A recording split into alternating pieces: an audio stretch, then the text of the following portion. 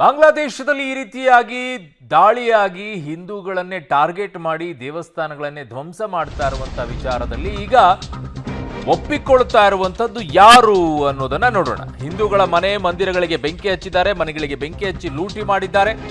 ಇದೆಲ್ಲವನ್ನ ಕೂಡ ಒಪ್ಪಿಕೊಂಡಿರೋದು ಜಮಾತ್ ಎ ಇಸ್ಲಾಂ, ಬಾಂಗ್ಲಾದೇಶಿ ಮತೀಯವಾದಿ ಸಂಘಟನೆ ಇದು.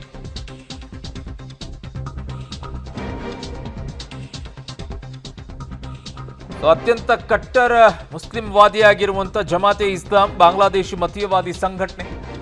ಅಲ್ಲಿ ಹಿಂದೂಗಳ ಮೇಲೆ ದಾಳಿಯನ್ನ ಈಗ ಜಮಾತ್ ಒಪ್ಪಿಕೊಂಡಿದೆ. ಹಿಂದೂಗಳ ಮನೆ ಮಂದಿರಗಳಿಗೆ ಬೆಂಕಿ ಹಚ್ಚಿ ಅಲ್ಲಿರುವಂಥ ಲೂಟಿ ಮಾಡುವಂಥ ಕೆಲಸವನ್ನ ಈ ಸಂಘಟನೆ ಮಾಡಿದೆ ಅನ್ನುವಂಥದ್ದನ್ನ ಒಪ್ಕೊಂಡಿದ್ದ. ಇದರ ಪರಿಣಾಮ, ಇದರ ಹಿಂದೆ ಯಾರಿದ್ದಾರೆ, ಏನು ಕುತಂತ್ರ ಯಾವ ರೀತಿಯಾಗಿದೆ ಅನ್ನುವಂಥದ್ದರ ಸ್ಪಷ್ಟತೆ ಸಿಗ್ತಾ ಇದೆ.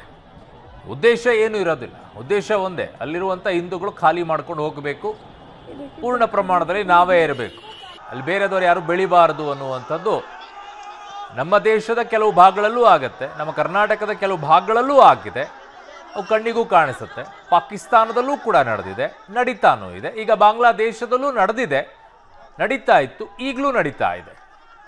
ಇದನ್ನು ಯಾರು ಕೇಳಕ್ಕೆ ಪ್ರಪಂಚದಲ್ಲಿ ಯಾರೂ ಇಲ್ಲ. ಅದೇ ಬೇರೆ ಧರ್ಮದಲ್ಲಿ ಈಗ ಮುಸ್ಲಿಂ ಸಮುದಾಯಕ್ಕೆ ಏನಾದರೂ ಆಗಿದ್ದಿದ್ರೆ ಅದನ್ನು ಕೇಳಕ್ಕೆ ಅಂತ ಎಲ್ಲ ರಾಷ್ಟ್ರಗಳಿದ್ದಾವೆ, ಮುಸ್ಲಿಂ ರಾಷ್ಟ್ರಗಳಿದ್ದಾವೆ, ಅವ್ರು ಕೇಳಕ್ಕೆ ಬರ್ತಾರೆ. ಇಲ್ಲಿ ಕೇಳೋರು ಯಾರು, ಹೇಳೋರು ಯಾರು? ಮಾನವ ಹಕ್ಕುಗಳ ಉಲ್ಲಂಘನೆ ಎಲ್ಲಿ ಹೋಯಿತು, ಮಾನವೀಯತೆ ಎಲ್ಲಿ ಹೋಯಿತು? ಆ ಸಂಘಟನೆಗಳು ಎಲ್ಲಿದ್ದಾವೆ? ಪ್ರಪಂಚಕ್ಕೆಲ್ಲ ಭಾಷಣ ಬಗೆಯುವಂಥ ರಾಷ್ಟ್ರಗಳು ಎಲ್ಲಿವೆ?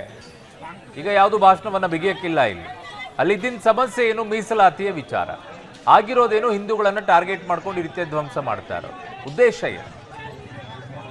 ನನ್ನ ಸಹೋದ್ಯೋಗಿ ಈಗ ಶಬೀರ್ ನಿಡಗುಂದಿ ನನ್ನ ಸಂಪರ್ಕಕ್ಕೆ ಸಿಗ್ತಾ ಇದ್ದಾರೆ. ಶಬೀರ್, ಈಗ ಜಮಾತಿ ಇಸ್ಲಾಂ ಈ ಒಪ್ಕೊಳ್ಳುವಂತ ಪರಿಸ್ಥಿತಿಗೆ ಹೋಗೋದಾದ್ರೆ ಇದೊಂದು ನೆಪ ಬೇಕಾಗಿತ್ತು. ಅಲ್ಲಿದ್ದ ಸಮಸ್ಯೆ ಮೀಸಲಾತಿಯ ವಿಚಾರದಲ್ಲಿ, ಬಟ್ ಟಾರ್ಗೆಟ್ ಆಗಿರುವಂಥದ್ದು ಹಿಂದೂಗಳು. ಉದ್ದೇಶ ಅಲ್ಲಿಂದ ಅವ್ರನ್ನ ಖಾಲಿ ಮಾಡಬೇಕು. ಇದರ ಸ್ಪಷ್ಟ ಚಿತ್ರಣ ಸಿಗ್ತಾ ಇದೆಯಾ ಈಗ ಅಂತ? ಅರುಣ್, ನಾವು ನಿನ್ನೆ ಅಷ್ಟೇ ಹೇಳಿದ್ವಿ, ಒಂದು ಮೀಸಲಾತಿಯ ಹೋರಾಟ ನಡೀತಾ ಇದೆ. ಇದನ್ನೇ ನೆಪ ಮಾಡಿಕೊಂಡು ಕೆಲವೊಂದಿಷ್ಟು ಫಂಡಮೆಂಟಲಿಸ್ಟ್ ಮೂಲಭೂತವಾದಿಗಳು ಈ ಒಂದು ಅವಕಾಶವನ್ನ ದುರ್ಬಳಕೆ ಮಾಡಿಕೊಂಡು ಅಲ್ಲಿರುವಂತಹ ಹಿಂದೂಗಳ ಮೇಲೆ ದಾಳಿ ಮಾಡ್ತಿರ್ಬೋದು ಅನ್ನುವಂತಹ ಒಂದು ಅಂದಾಜನ್ನ ಮಾಡಿದ್ದು.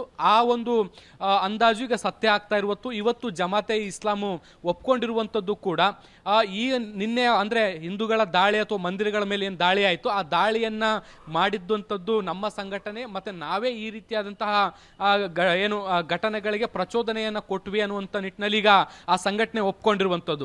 ಅಂದ್ರೆ ಅಲ್ಲಿಗೆ ಸ್ಪಷ್ಟವಾಗಿರುವಂಥದ್ದು ಅಲ್ಲಿರುವಂತಹ ಮೈನಾರಿಟೀಸ್ಗಳ ಮೇಲೆ ಕೂಡ ದಾಳಿ ಮಾಡುವಂಥದ್ದು ನಿರ್ದಿಷ್ಟವಾದಂತಹ ಉದ್ದೇಶ ಆಗಿತ್ತು. ಅದರಂತೆ ಅದನ್ನ ಕಾರ್ಯರೂಪಕ್ಕೆ ತರುವಂತ ಪ್ರಯತ್ನವನ್ನು ಕೂಡ ಮಾಡಲಾಯಿತು.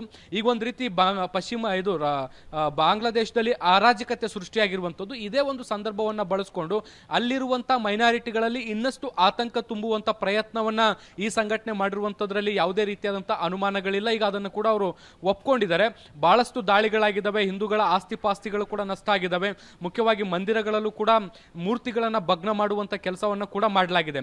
ಈ ಮೂಲಕ ಅಲ್ಲಿರುವಂತಹ ಅಲ್ಪಸಂಖ್ಯಾತರಲ್ಲಿ ಒಂದು ಆತಂಕ ಮೂಡಿಸುವಂತ ಪ್ರಯತ್ನ ಮಾಡಿರುವಂತದ್ದು ಈಗ ಸ್ಪಷ್ಟವಾಗಿ ಗೊತ್ತಾಗ್ತಾ ಇದೆ. ಅರುಣ್, ಓಕೆ ಶಬೀರ್, ಹಾಗೆ ಸಂಪರ್ಕದಲ್ಲಿ ವಾಪಸ್ ನಿಮ್ಮ ಹತ್ರ ಬರ್ತೀನಿ ನಾನು. ಸೊ ಜಮಾತೆ ಇಸ್ಲಾಂ ಬಾಂಗ್ಲಾ ಮತೀಯವಾದಿ ಸಂಘಟನೆ ಈಗ ಒಪ್ಕೊಂಡಿದೆ ಹಿಂದೂಗಳನ್ನ ಟಾರ್ಗೆಟ್ ಮಾಡಿರೋ ವಿಚಾರವನ್ನ.